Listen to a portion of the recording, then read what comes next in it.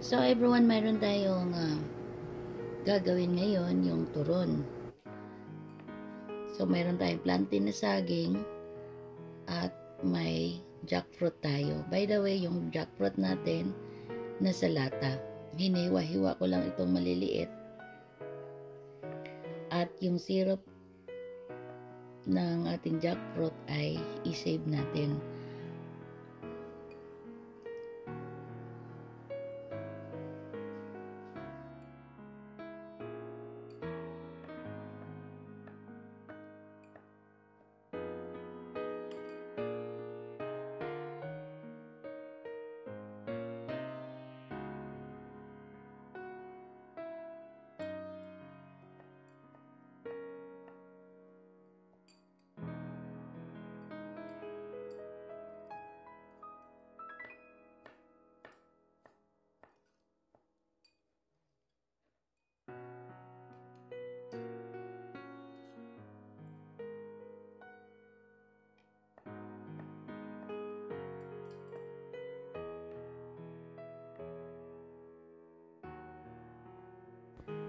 So ito na nga yung plantain, binalatan lang natin at hinati siya ng at least 2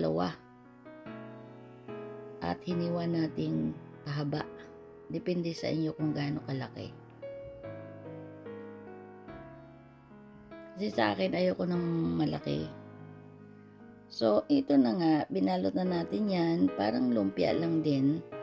So nilagay ko yung mga hiniwa nating saging at yung inibabaw nating jackfruit. So madali lang naman siya.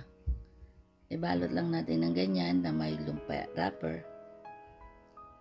Depende kung gaano kalaki ang gagawin natin.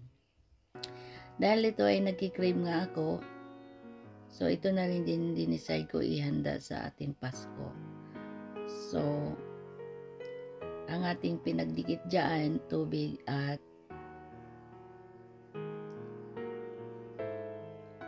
ang tawag dito, yung powder na cornstarch. So pagkatapos, sunod na natin pagprito.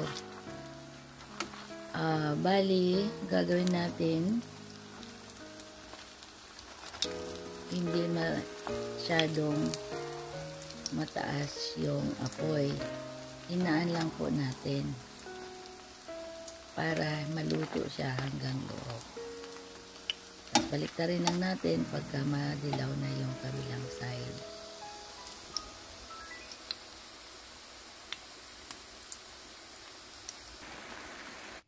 So ito na nga ang kalabasan.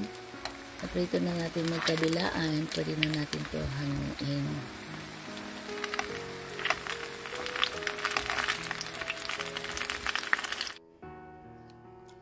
So, itong sinave nating syrup ng ating langka o jackfruit ay isa lang natin sa isang malinis na kawali. By the way, ito rin yung kawaling ginamit ko sa pagprito ng yung ating turon.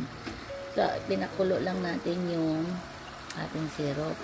Pagkakulo ng syrup, isunod na natin yung brown sugar.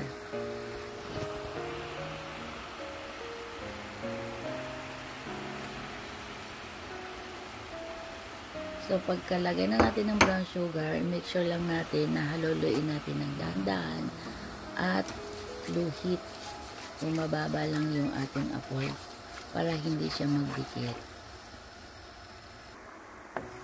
Ayan, kumulo ng kumulo, dandahan yung ating pag-ukay-ukay para ma-reach natin yung consistency ng ating pag-creamy ng ating sugar na may syrup nung ating langka, kasi yung syrup ng langka ay siya rin magpabango ng ating turon. So ilagay lang natin lahat yung ating mga turon na binalot at naluto na para mahalo doon sa ating turon ng maayos. Lagay lang natin lahat, depende sa malaki ba o maliit yung kawali nyo. Ito kasi hindi kalakihan yung kawali natin at hindi naman masyadong marami yung ating turon. So ayan na, ang mukhang creamy na yung ating turon. O depende sa inyo kung anong gusto nyo. Pero ito kasing ganitong paggagawa ay malalasahan natin yung langka, labas, mat at loob. Thank you.